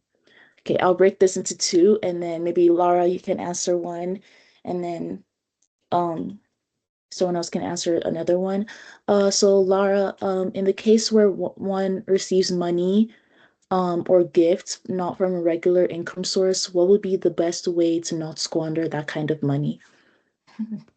Sorry, this is the very what's the word, conservative me that will be speaking. And so what I'll do is, since it's a gift that I wasn't expecting, I want to reward myself also, at least a portion of it. So whatever percentage you deem fit, it could be 30%, 40%, whatever percentage, but let it be reasonable.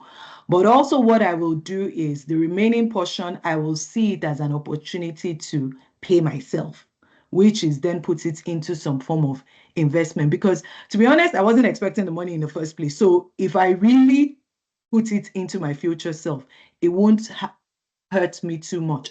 And also, I think we can also tie it back to the same thing in regards to those of us that are working. Whenever you get a promotion, a lot of us are usually eager to upgrade our lifestyle with increases in our earnings.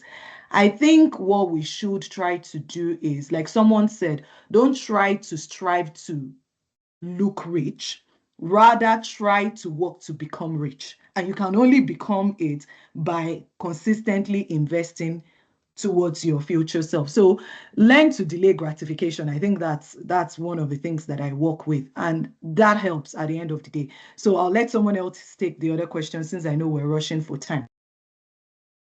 Okay, the other question is, what is the best investment, both long-term and short-term plans, for someone who doesn't earn a regular income?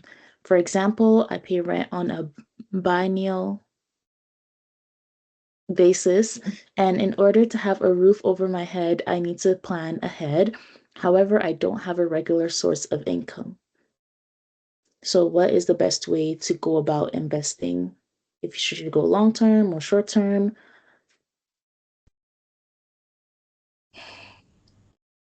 All right. I'll start by, I hope I answer your question at a very fundamental level. There are three things if you want to be rich. That you need to know how to earn money, you need to know how to manage money, you need to know how to grow money. You need to master these three skills. Now, when we talk about investing towards the future, short term, long term, one investment we tend to forget about is investing in ourselves. Because you can invest in treasury bills, invest in land, whatsoever. But one of the best investments you can ever make with your irregular income is to invest in yourself and invest in that skill or that product that is making you to fetch more irregular income so that it becomes something much more bigger. So if you're a photographer, you invest more into your skill, you do more online courses. That's like the longest term yet the most beneficial investment you can ever make. You invest in you take online courses, you go with the best, you invest more into your skill and everything. So for me, for someone with an irregular income, I always advise that money that you are putting aside, because we need to understand that there's a difference between wealth generation and wealth preservation. Investments into fixed income, into real estate, they are good, but you need money to invest into those things, and those things are usually long term, they take time to grow. But one thing that you can do is that you invest more into yourself to grow your earning potential, then you put it into those things which also be working money for you at the same time. So if you have a irregular income, you're a photographer, you are an event whatsoever, short-term contracts. When you get money, one of the things you could invest in and that will fetch you long-term goals and bring you to the point where you have roof over your head, etc., etc., is to invest in yourself and invest in your skill. Thank you so much, Jason. We have a question for Lara. Do we have access to our credit score? If so, how do you access it? And I would also like to add on to that question is, what age do you think is appropriate to start to get a credit card? Okay, do you have access to your credit score? Yes. different countries, Canada, US, UK, you can access your credit score. But I'll speak only to UK because that's what I know. But I know most of them also operate practically the same way. So first, what you want to do is that whatever country you're in, get to know the credit agencies they have. In the UK, we have 3. Most people think it's only 1, and then they only check their credit score on only that one. But you need to know what those 3 say, because that way you would know how lenders would view you, because you don't know which of the credit agencies the lender you would be approaching will be using. So one of the common ones that we have here is Experian, Equifax, and TransUnion. And there are free platforms. There are free platforms in the UK where you can use to access those those credit agencies to be able to know what your credit score is. Now, back to the question of how soon can you get a credit card? Please, can we go on?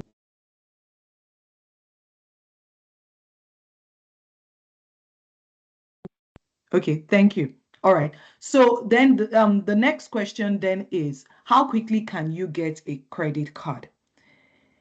To be honest, I would say do not rush to try and get a credit card, because you can still build a credit score in developed countries without a credit card. It's usually a general misconception to think that you need to get a credit card to be able to build a credit score. However, if you're hell-bent on still getting a credit card, what I would advise you to do is first see that credit card not as free money. It is money that you're going to be paying back. Set up direct debit at the end of every month, because you must pay back all of the money that you have spent on that credit card at the end of the month, because you don't want to put yourself in the shackles of consistently spending and then racking up debts over the years. So in simple terms, as much as possible, avoid a credit card. You can build a good credit score without a credit card. But if you still will get a credit card, let it be a credit card that would serve you. Either that they will give you cash backs, also set up automated payments. You're not only paying the minimum amount, and then use it to further enhance your building your credit score so that you can have access to better credits as time goes on.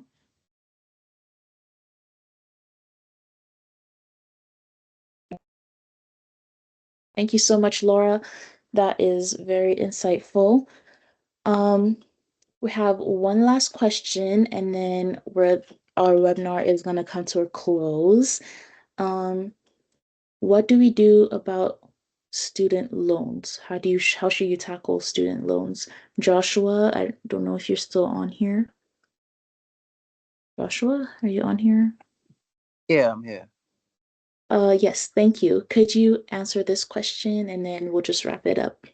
Okay, so with student loans over here, I think when you're on campus, when you are going for a student loan, you can pay while you are in school, or you can pay after school. But then one thing about student loan is that one thing about loan, whether it's student loan or whatever it is that as the year, the how do you call it, the grace period elapses, then the how do you call it, the add-ons also keep on going up. So one advice that I always give to students is that make sure that if you are going for a loan, you are really, really in need of loans. Because one thing that when you're applying for student loan, they don't really ask is whether you are really in need or you're not. Right. When it comes to other scholarships, they will scrutinize your background to know whether you're actually in need or not. But then when it comes to student loan, you're not asked any questions. The only thing you need is an eSwitch card, and then you go for the loan, and then you're good to go. So in going for a loan, make sure that every single thing that you take, probably there's a reason for the loan that you're going for. Because I meet people who say that they are going for loans, and I ask them what they are going to, what they are using the loans for. They tell me that they don't have money, and then they just want something on them to spend just like that. But the one thing that they don't realize is that it will go and hand them in the near future, because one thing, a necessity for a student loan is your Ghana card. And then with your Ghana card being included, when you go and then you are working, you go and then come back and then pay it. And then as the year goes, the interest keeps on increasing. right? So if you're a student here and then you've gone for a student loan and then you think it's free money, it's not. It's there, you pay back. If you have the money, you pay it as you get the money. But then if you want to go and then how do you call it, after some years you pay back, then that's fine. But then make sure that if you take the money and you have it, you pay. That's what I can say about it. If you have the money, you pay. But then if you're not really in need of it, don't go for a student loan. It's not free money. Yeah. Thank you so much, Jason or Joshua. Sorry. Lara, do you have anything else to add to this topic about students' loans? No? I think Joshua did a perfect work to it too. Yeah. Thank you so much, guys. We would just want to say thank you to everyone who joined us today, and thank you to our wonderful speakers. You guys have blessed all of us and helped all of us financially. Thank you so much. We also want to say if you have any other questions, you can email us. I don't know if someone can drop the email in the chat. But if you have any questions, feel free to email us and we will get back to you. Thank you so much, guys, for joining. And does anyone have any last words before we leave?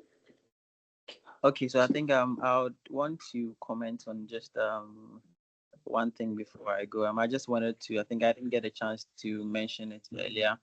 I just want to comment on 5 places that I think money hides, 5 places that you know, you can get access to money. And then the first thing that I would like to talk about is people. You can get money through people, because money is not just something that sits around. You get money to people. If you are the type of individual that you would always complain about not having enough money, you should place yourself in a position where you're able to get value in yourself to get money from people. Another place that you can also get money from is through problems. One thing that we always run away from is problems, and then that is where these well-to-do people get their money from. If you're able to identify a problem and then solve it, you're able to get money from it, because these inventions and people get money from is out of problems that they were able to solve, that they had money from. Another thing that we can also get money from is your skills. Your skills, you can also get money from your skills, because also your skills is very important, because that is your ability and then what you're able to do. So if you're able to invest in yourself, just as Jason said, and then invest in yourself, you'll be able to get money out of investing in yourself. That is your ability. And then one thing too is product and then services. With product and services, we are looking at